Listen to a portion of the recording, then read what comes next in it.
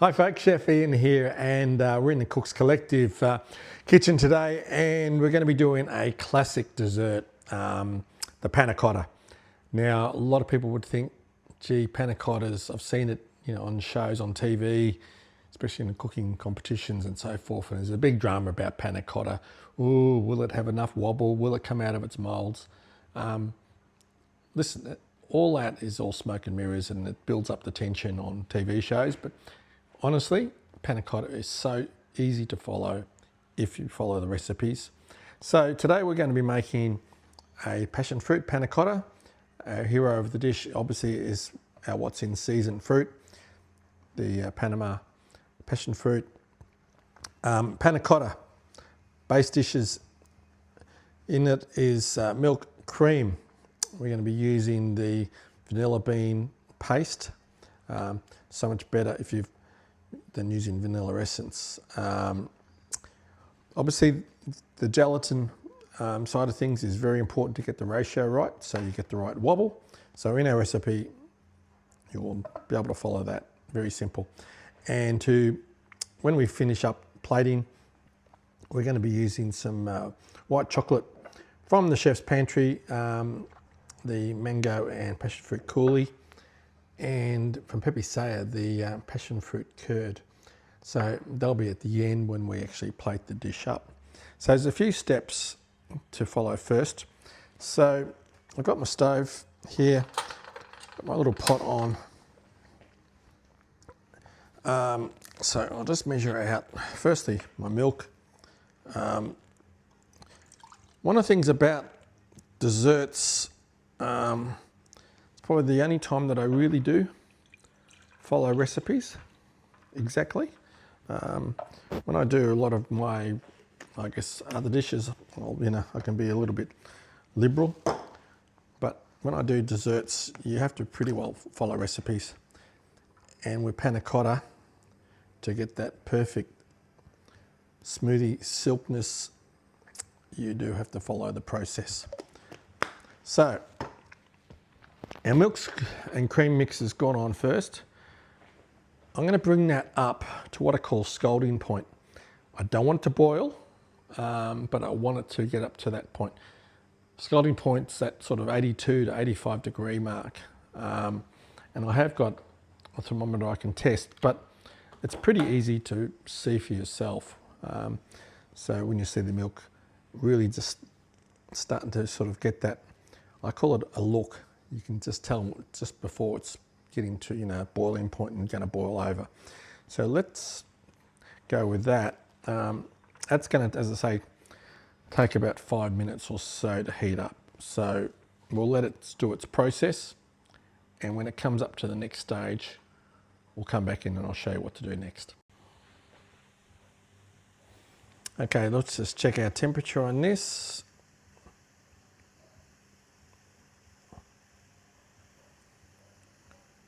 And we're getting pretty close to the mark.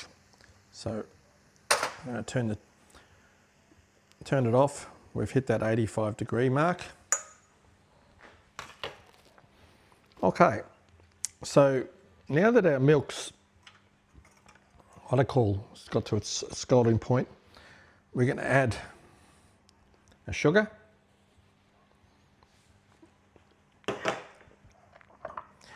our vanilla bean. I'm just going to stir that in.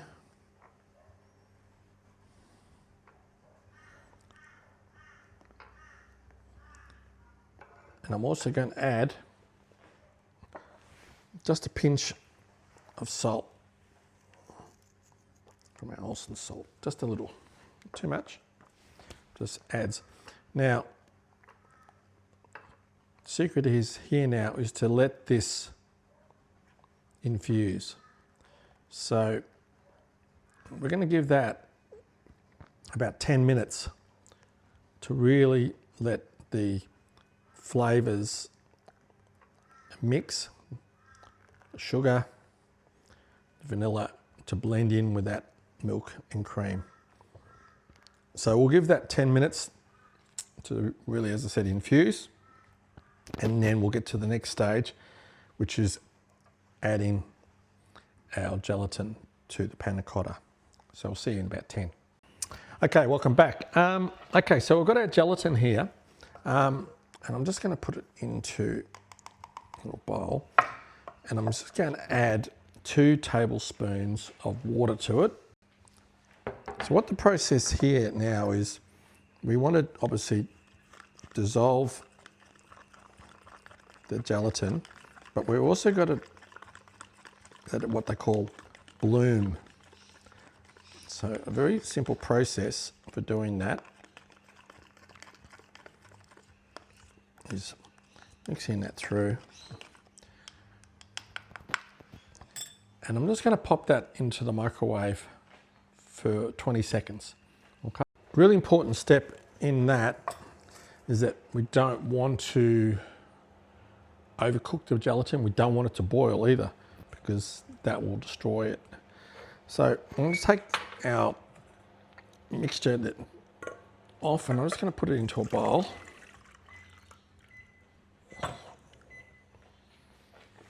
I'm just going to get my gelatin.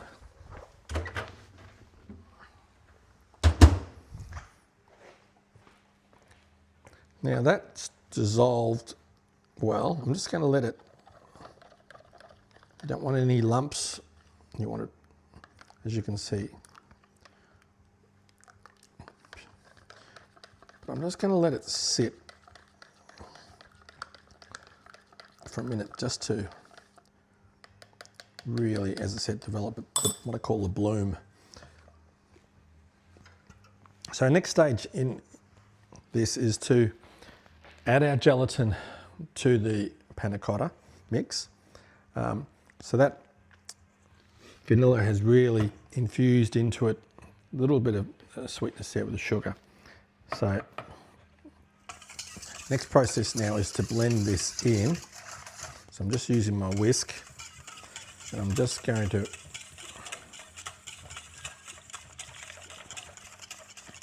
whisk in the gelatin.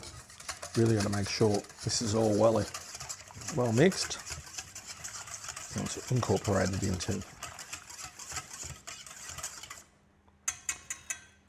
Okay, the next stage now is about patience. We've just got to let this cool down, and I'll leave it on the bench for a good 20 minutes or so. Then I'm going to place it into the fridge. And when it's set like thick cream, that's when I'm going to add our passion fruit. The reason why, if I was going to put these straight into moulds now, and I put the passion fruit in, all the passion fruit would just sink to the bottom of the moulds, and it won't be mixed through. So by letting it set before we add the passion fruit, we'll actually see the passion fruit mix through the mix. If you were just doing, say, for example, maybe an espresso panna cotta, yes, you could add your espresso into this now and then put it into your moulds. It's not a problem. But with passion fruit, you follow the process, let it get to that setting stage. As I said, the thickness of thick cream, but that will take a bit of time. But it's all about the process. Stick to the process and you're going to get a fantastic result. So we're going to let this sit for a good 20 minutes, half an hour. Then I'm going to put it into the fridge, and then when it comes to that next stage, we'll add the passion fruit. So we'll see you then. Okay, so our panna cotta mix has been in the fridge for about 30 minutes or so, and as you can see, it's got that consistency of what I call thickened cream. So that's what we're looking for. And we're now going to add our Panama Passionfruit. So that's the flesh of 2. So we're just going to tip it into our mix and give it a mix through. Now by doing this step, we're going to ensure that the passion fruit is going to be suspended in the panna cotta. It's not just going to sink to the bottom of our moulds. So let's just put that aside. Now, with your panna cotta moulds, it's important that you do grease them, and that's going to help when it comes to taking them out. I've just got a couple of glasses, but anything that you've got at home that would suit. So I've just got some oil and I'm just going to give it just a light spray.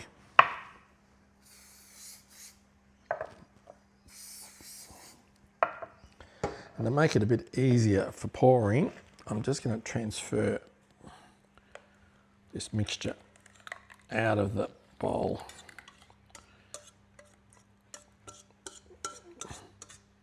Into my jug. And I'm just going to make sure we get all that mix out. And this is where the spoon really works well because it's got that flat edge on it.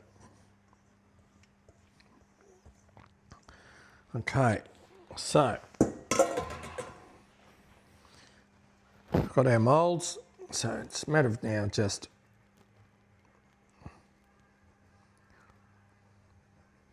evenly spreading these through.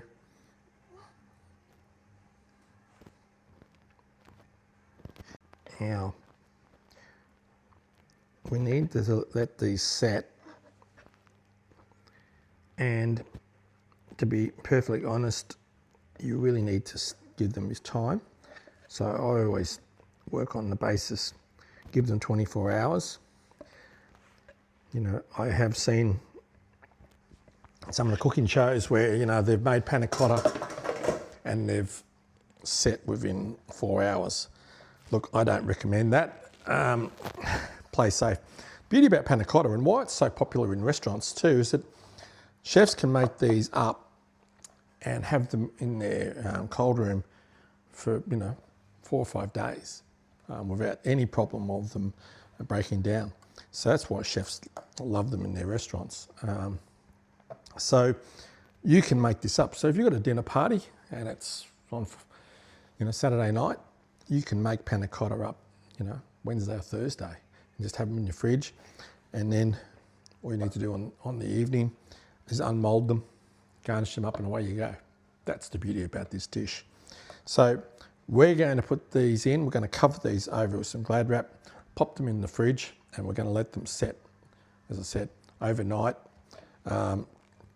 So yeah, as I say, at least 12 hours minimum, I would suggest, to really make sure they do set properly.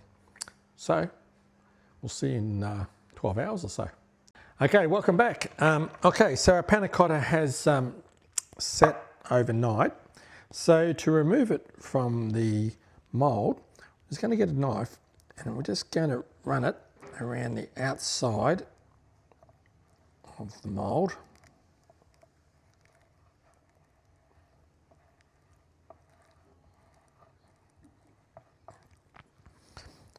And just see if it's going to slide out. You got this, that it doesn't move. Dip it in some hot water, just for about 10 seconds or more. Don't go much longer this because your panna cotta will actually start to melt. Then, just get our plate. Let's give it a bit of a shake and our panna cotta should just fall out. Okay, so to finish it off, we've got some of our coulis and our lemon curd on there. So we're just going to put some of our coulis just spread around the plate.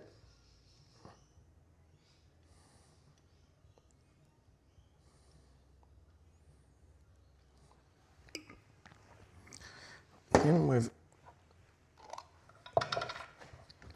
lemon curd, we're just going to put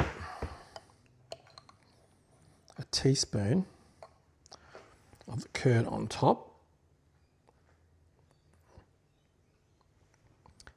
And the lemon curd will just give it a little bit of bitterness to the dish that we're looking for.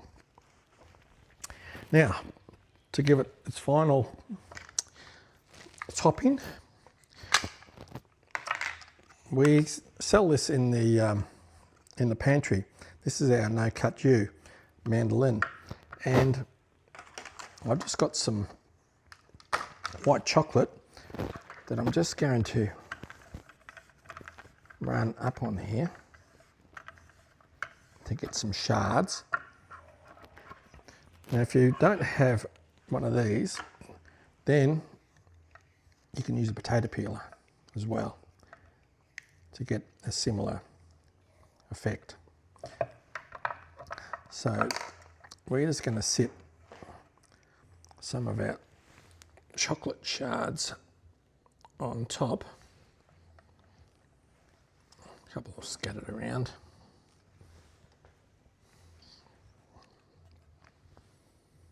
Just trying to get some height onto the dish and to give it that bit of wow factor. So there we go, folks. There's our panna cotta, passion fruit panna cotta. Again, follow the techniques. Easy to create at home. This is going to be a really lovely dish that you can share. And as you can, if I shake the plate, you can see it's got that beautiful wobble.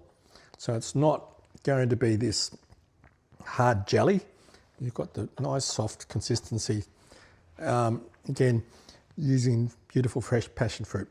So that's it for this collection of desserts that we're going to be doing for Cooks Collective. Panna cotta isn't a dish that you should be afraid of. Try it, follow the recipe, and you're going to get a perfect panna cotta made and really wow your friends and family. Till next time, see you soon. All the best. Bye.